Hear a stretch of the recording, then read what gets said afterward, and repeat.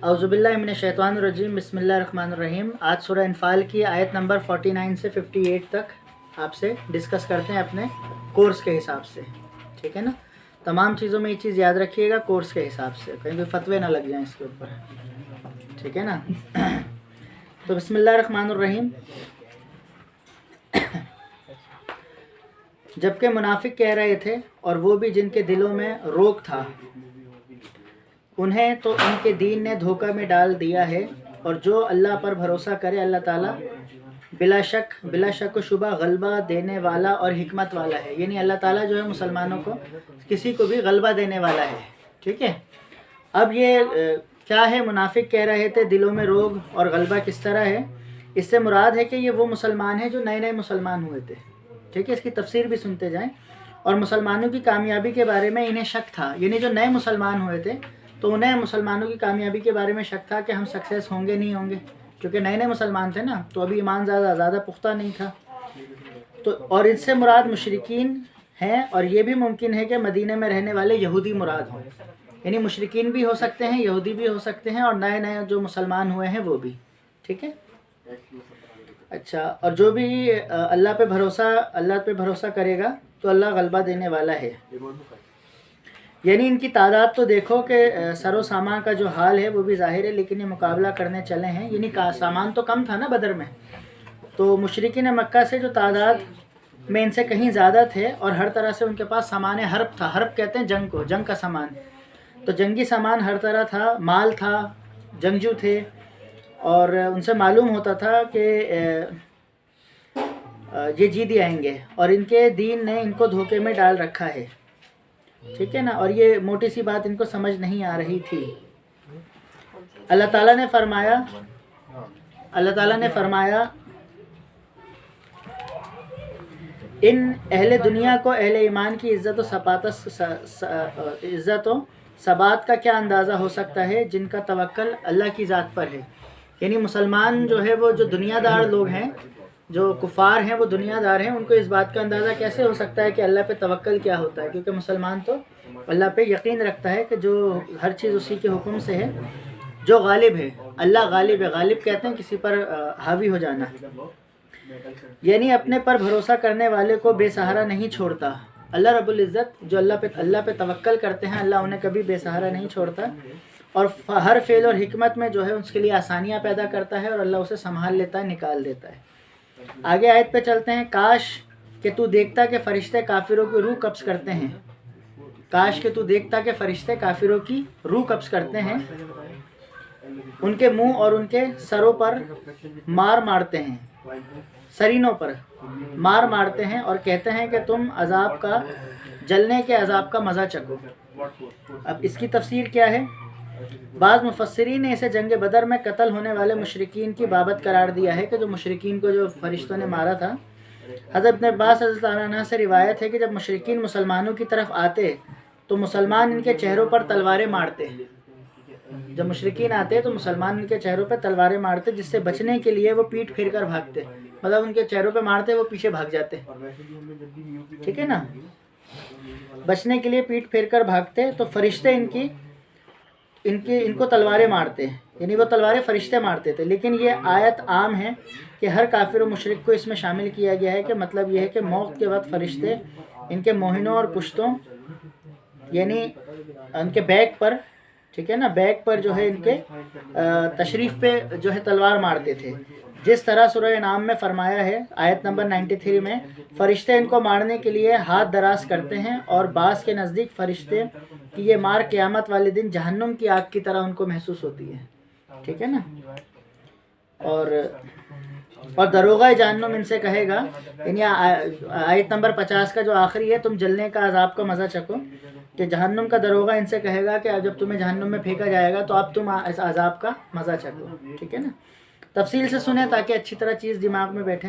Next, ये सबब इन कामों के जो तुम्हारे हाथों ने पहले ही भेज रखा है, बेशक अल्लाह अपने बंदों पर जुल्म करने वाला नहीं। यानी आपके जो अमाल हैं उनके सबब जो है आपका फैसला किया जाएगा, जो आप भेजेंगे।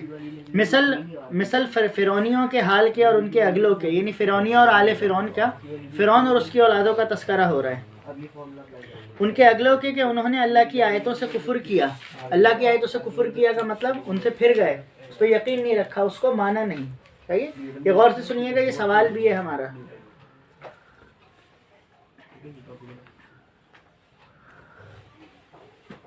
انہوں نے اللہ کی آیتوں سے کفر کیا، بس اللہ نے ان کے گناہوں کے باعث انہیں پکڑ لیا.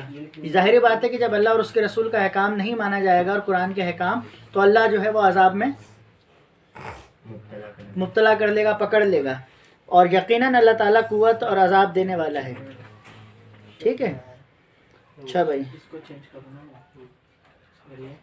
مشرکین کی یہ عادت تھی، ہر انبیاء کے مشرکین کی یہ عادت تھی کہ وہ پیغمبروں کو جھٹلاتے تھے.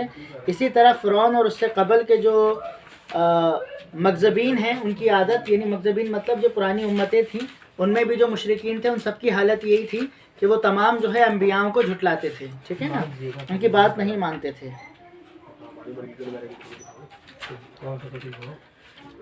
اسی لیے اللہ تعالیٰ نے ایسا نہیں، یہ اس لیے کہ اللہ تعالیٰ ایسا نہیں کہ کسی قوم پر کوئی نعمت انعام فرما دے پھر بدل دے.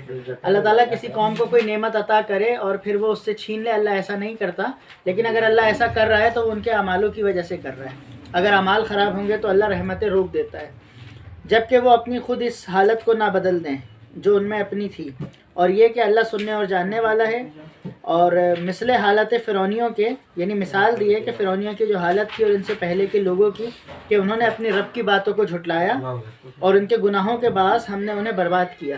آ گئی نا وہی بات کہ انہوں نے آیتوں کو جھٹلایا اور ان کے گناہ اتنے تھے کہ ان گناہوں کی وجہ سے ہم نے انہیں برباد کیا. اور فرعون کو ڈبو دیا گیا. یہ سارے ظالم تھے. فرعون کو ڈبو دیا گیا. فرعون کو جس طرح ڈبویا وہ واقعہ سب کو ہی پتہ ہے. ٹھیک ہے نا. سمندر میں جو 7 رستے بن گئے تھے، حضرت موسیٰ علیہ السلام نے عصا مارا تھا تو 7 قبائل ایک ایک تو اس سے چلے گئے، اور جب وہ نکل گئے فرعون بیچ میں آ گیا تو انہوں نے عصا دوبارہ مارا، وہ بند ہو گیا. تمام جانداروں سے بدتر اللہ کے نزدیک وہ ہیں. اب سارے جو ہے وہ جاندار جس چیز سے جان ہیں ان میں سب سے بدتر وہ ہیں جو کفر کریں. ٹھیک ہے نا. یہ پہلے بھی ہم نے پڑھا ہے. کیا ورڈ تھا وہ؟ شرط دعویٰ بھی. ٹھیک ہے نا. بدترین چوپائے. اور پھر وہ ایمان بھی نہ لائیں. یہ جو ایمان لے آئے وہ بہتر ہے جو ایمان نہ لائیں.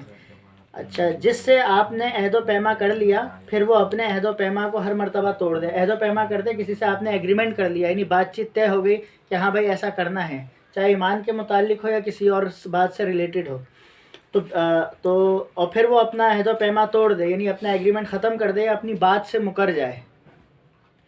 اور بالکل پرہیزگار ایسا نہیں کرتے، یعنی نیک لوگ ایسا نہیں کرتے. ٹھیک ہے.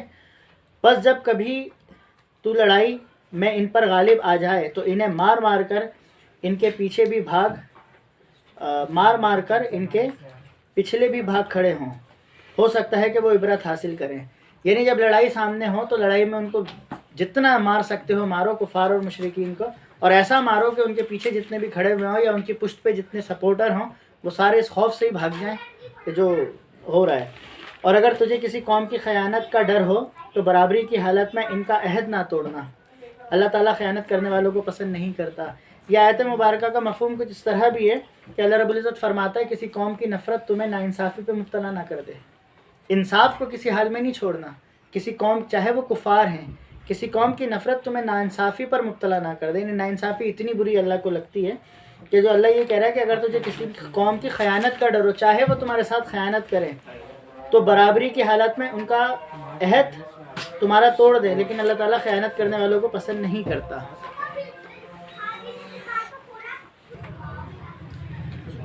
اچھا بھائی، اب سوال ہمارے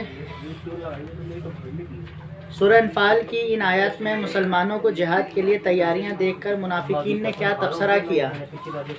بیٹا، منافقین نے کیا تبصرہ کیا؟ پہلا سوال. آیت نمبر 49 میں بتایا گیا ہے کہ اس جنگ میں کفار فوج کی تعداد میں 10,000 تھی، جبکہ دوسری طرف مسلمان 313 تھے. جنگ بدر کے اندر 313 مسلمان تھے. کفار کے پاس 700 اونٹ تھے اور ہر مسلمان کے پاس 700 اونٹ تھے اور ہر مسلمان کے پاس، اور مسلمانوں کے پاس 70 اونٹ تھے. یعنی کہاں 700 اور کہاں 70. یہ یاد کرنے ہیں یہ سوال، ٹھیک ہے نا، 3 کوشچن ہے یہ. چلو ٹھیک ہے. تو 70 اونٹ تھے، کافروں کے پاس 200 ہارسز تھے، جبکہ مسلمانوں کے پاس صرف 2 گھوڑے تھے. منافقین کا تبصرہ. اب انہوں نے تبصرہ کیا کیا جو پوچھا ہے. اس صورتحال کو دیکھ کر منافقین میں آپس میں یہ تبصرہ کرتے تھے، یعنی آپس میں یہ باتیں کرتے تھے، ٹھیک ہے، آپس میں یہ باتیں کرتے تھے کہ مٹھی بھر مسلمان، مٹھی بھر بے سر و سامان، یعنی بہت کم ہیں، سامان بھی نہیں ہے، جماعت قریش جیسی زبردست طاقت سے ٹکرانے کے لیے جا رہی ہے. کیا ان کے دین نے ان کے عقل پہ پردے ڈال دی ہیں؟ مطلب یہ مسلمان جو ہیں ان کے دین نے عقل پہ پردے ڈال دی ہیں کہ ہم 10,000 سے 313 لڑنے آ رہے ہیں، گھوڑے بھی نہیں ہیں، کچھ بھی نہیں ہے، پھر بھی لڑنے آ رہے ہیں. تو یہ ان کا تبصرہ تھا. کیا یہ لوگ پاگل ہو گئے ہیں؟ مسلمانوں کو کہا نعوذ باللہ کہ جان بوجھ کر موت کے منہ میں جا رہے ہیں اور اپنی تباہی اور بربادی کو دعوت دے رہے ہیں. یہ منافقین کا تبصرہ ہوا. ٹھیک ہے بھائی، کلیئر یہ چیز. سورہ انفال میں نیکسٹ کوشچن، فرعون اور آل فرعون کی ہلاکت اور بربادی کے کیا اسباب تھے؟ What are the reasons? ٹھیک ہے نا، ڈسٹرکشن ان کی کیسے ہوئی تھی. آیت نمبر 58 کے اندر 54 میں سب سے پہلی جو ہے وہ بربادی کے اسباب، اللہ کی آیت کا انکار. پہلا ٹاپک فرعون اور آل فرعون، یعنی فرعون اور اس کے ماننے والے. آل فرعون کا مطلب یہاں ماننے والوں کا تذکرہ ہے. ہلاکت کا ایک ریزن یہ تھا کہ انہوں نے اللہ کی آیت کا انکار کیا. پہلا، اللہ کی آیتوں کا انکار کیا. انہوں نے اللہ کی نشانیاں دیکھ کر ایمان لانے اور اللہ کی کبریائی پر یقین رکھنے کے لیے جادو وغیرہ کے ناموں سے تشبیہ دے کر مذاق اڑایا. یعنی اللہ کی قدرت دیکھ بھی لی، لیکن اس کو بھی انہوں نے کہا یہ جادو ہے، یہ کوئی تمہارے پروردگار کی جو ہے وہ معجزات نہیں ہے اس کے. اچھا، نشانیاں دیکھ کر ایمان لانے والے درباری جادوگروں کو فرعون نے قتل کروا دیا. اور جو ہے موسیٰ علیہ السلام کے زمانے میں وہ جو عصا پھینکنے کا واقعہ ہے کہ موسیٰ علیہ السلام انہوں نے رسیاں پھینکی، وہ سانپ بن گئے. موسیٰ علیہ السلام نے اژدہا پھینکا، اللہ کا حکم ہوا تو وہ موسیٰ علیہ السلام نے جو ہے وہ، آپ یقین کرو اگر یہ واقعہ آپ پراپر طریقے سے پڑھو نا، وہ ایسا ہے کہ موسیٰ علیہ السلام، ظاہر ہے آپ کو فرسٹ ٹائم تھا یہ، جب انہوں نے رسیاں پھینکی اور وہ سانپ نظر آنے لگے تو موسیٰ علیہ السلام جو ہے پیچھے بھاگ گئے تھے ڈر کے. تو اللہ کی آواز آئی، موسیٰ گھبرائے نہیں، آپ اپنا عصا پھینکیں. تو موسیٰ علیہ السلام نے عصا پھینکا تو وہ اوریجنل اژدہا بن گیا. وہ ایلیوژن تھا جو انہوں نے کیا کہ رسیاں سانپ دکھنے لگیں، ایلیوژن. لیکن جو موسیٰ علیہ السلام نے کیا وہ ایلیوژن نہیں تھا، وہ حقیقت میں اژدہا بن گیا اور وہ کھا گیا اس کو. ٹھیک ہے نا. جیسے ایلیوژن کس طرح کا ہوتا ہے، جیسے آج کے دور میں ایک ٹیکنالوجی موجود ہے جو ابھی نئی دنیا کے اندر موجود ہے، ہولوگرام ٹیکنالوجی. ہولوگرام آپ کو پورا آدمی کھڑا ہوا نظر آئے گا، لیکن یہ ایلیوژن ہے، وہ کھڑا ہوا نہیں ہے، لیکن وہ اوریجنل اژدہا بن گیا اور کھا گیا. تو ایسی نشانیاں دیکھنے کے بعد جو وہ پھر جو آپ قرآن کا مفہوم پڑھتے ہیں تو پھر وہ جادوگروں نے کہا ہم موسیٰ اور اس کے رب پہ ایمان لے آئے. تو ان کو جو ہے پھر اس نے فرعون نے سب کو جو ہے جو ایمان لے آئے تھے ان سب کو قتل کروا دیا. قوم فرعون پر قحط کا عذاب نازل کیا گیا، بارش، ہوا، طوفان بھیجا گیا، مینڈک کا عذاب دیا، خون برسایا، یہ ہر طرح کے. ٹھیک ہے نا. ہوائیں بہت تیز چلی، بارشیں بہت تیز، طوفان آنا شروع ہو گئے، مینڈک اوپر سے برسنا شروع ہو گئے یا آنا شروع ہو گیا، خون برسایا گیا اوپر سے بارش کے ساتھ. اور ہر بار عذاب ٹل جانے پر ایمان لانے کا وعدہ کرتے تھے. یعنی جب بھی عذاب آتا تھا مانتے تو تھے کہ موسیٰ کا رب جو ہے وہ اس کی طرف سے ہوتا ہے، لیکن وہ جب عذاب آتا تھا تو موسیٰ علیہ السلام کے آگے گڑ گڑاتے تھے اللہ کے حضور، تو وہ معافی ہو جاتی تھی. لیکن جیسے ہی عذاب ٹلتا تھا تو پھر اسی پیٹرن پہ واپس آ جاتے تھے، اپنے وعدے سے منحرف ہو جاتے تھے. سیکنڈ، اللہ کی آیت کی تکذیب. دوسرا سبب یہ ہے کہ انہوں نے اللہ کی آیتوں کو جھٹلایا اور ان کو جھوٹ سمجھا. نمبر 3، گناہوں کی سزا. تیسرا سبب یہ بیان کیا گیا ہے کہ ان کے گناہوں کے سبب انہوں نے اپنی جانوں پر ظلم کیا تو اللہ نے انہیں برباد کر دیا. یعنی اپنے اوپر ظلم کا مطلب یہ ہے کہ اگر آپ گناہ کر رہے ہیں، ٹھیک ہے، کنٹینیوسلی گناہ گار ہیں اور گناہ کر رہے ہیں تو آپ اپنے اوپر ظلم کر رہے ہیں. تو کفر تو گناہ عظیم ہو گیا کہ اگر آپ وہ کفر کر رہے تھے تو اللہ نے انہیں پھر برباد کر دیا. پھر فورتھ جو ہے کفران نعمت. آل فرعون نے اللہ کی نعمتوں کی ناشکری کی جس کی وجہ سے ان کے اوپر عذاب نازل کیا گیا. ٹھیک ہے، کیا کری آل فرعون نے؟ اللہ کی نعمتوں کی ناشکری. کیا کری؟ ناشکری. یعنی اللہ نے جو نعمتیں دی ہیں اس کا شکر ادا نہیں کرتے تھے. ٹھیک ہے نا. تو یہ ہمارے لیے بھی یہ بات نصیحت ہے کہ اللہ کی نعمتوں کا شکر ادا کرنا کتنا ضروری ہے. پھر تیسرا اور آخری سوال، کفار کی جانب سے عہد شکنی کی صورت میں اللہ تعالیٰ نے نبی صلی اللہ علیہ وسلم کو کیا ہدایت دی؟ عہد شکنی کرتے ہیں کہ جو آپ سے ایگریمنٹ کیا گیا اس کو توڑ دیا، یعنی وعدہ خلافی بھی سمجھ لیں اس کو. تو کیا تھا بھائی عہد شکنی؟ کفار کی جانب سے عہد شکنی کی صورت میں اللہ تعالیٰ نے نبی مکرم صلی اللہ علیہ وسلم کو خصوصی ہدایت دی. پہلی ہیڈنگ اس کا جنگ کا حق. کیا ہیڈنگ؟ جنگ کا حق. اگر وہ قوم جس سے معاہدہ ہے وہ اپنی ذمہ داری پوری نہ کرے تو آپ صلی اللہ علیہ وسلم پر بھی معاہدہ پورے کرنے کی اخلاقی ذمہ داری نہیں رہے گی. یعنی آپ نے کسی قوم سے انہوں نے ایگریمنٹ کیا ہے کہ اگر وہ اپنا ایگریمنٹ نہیں مان رہے تو پھر آپ پہ بھی لازم نہیں ہے کہ آپ ایگریمنٹ کو فلفل کریں، اور ان سے جنگ کا حق ہے. پھر آپ کو جب ایگریمنٹ پورا نہیں کر رہے تو پھر ان سے جنگ لڑیں. دوسرا، عبرتناک سزا.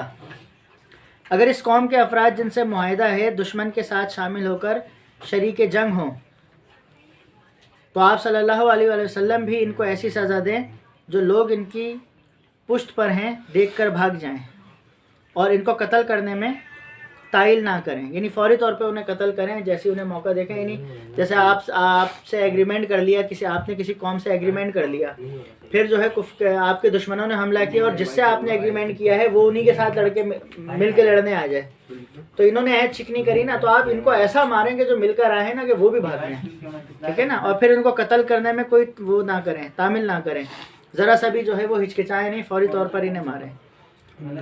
آخری ہیڈنگ، معاہدہ ختم کر دیں. اگر مخالفین کی طرف سے سازش یا اس کا اندیشہ علم ہو تو مطلع کر کے معاہدہ ختم کر دیں تاکہ کسی قسم کی غلط فہمی نہ رہے. یعنی اگر پتہ چل جائے کہ جس سے ہم نے ایگریمنٹ کیا ہے اور ہمیں یہ جیسے جاسوسی کے نظام ہوتا ہے جو ارطغرل غازی میں ہم دیکھتے ہیں، صحیح نا، جنہوں نے دیکھا انہیں سمجھ آئے گی یہ بات کہ جب آپ کو خبر پہنچی ہے جاسوسی کے ذریعے کہ جس سے آپ نے ایگریمنٹ کیا ہے وہ اس کے خلاف ورزی کر رہا ہے، تو پھر آپ وہ ایگریمنٹ ختم کریں اور معاہدہ ختم کریں اور پھر ان سے جنگ لڑیں تاکہ ان کے درمیان بھی غلط فہمی باقی نہ رہے. ٹھیک ہے، تو کچھ پوچھنا چاہتے ہیں تو پوچھیں. یہ ہمارے 3 سوال پورے ہوئے. لانگ ذرا زیادہ آیتیں تھیں، ٹھیک ہے. ذرا ترجمے بھی ہیں اس کے آگے، وہ دیکھیے آپ اپنی بک کے اندر کتنے ترجمے ہیں. بک دیجیے ذرا. 2 ترجمے ہیں، تو وہ 2 ترجمے کریں گے. اور قرآنی آیت اور حدیث کی جو ترجمہ و تشریح آتی ہے وہ پہلے سوال میں مکس ہو کر آتی ہے. تو ہم نے، اور ویسی سورہ انفال ہے تو صرف سورہ انفال ہی ہے تو ظاہر ہے وہ آپ نے پھر سارے یاد کرنے ہیں. ٹھیک ہے نا.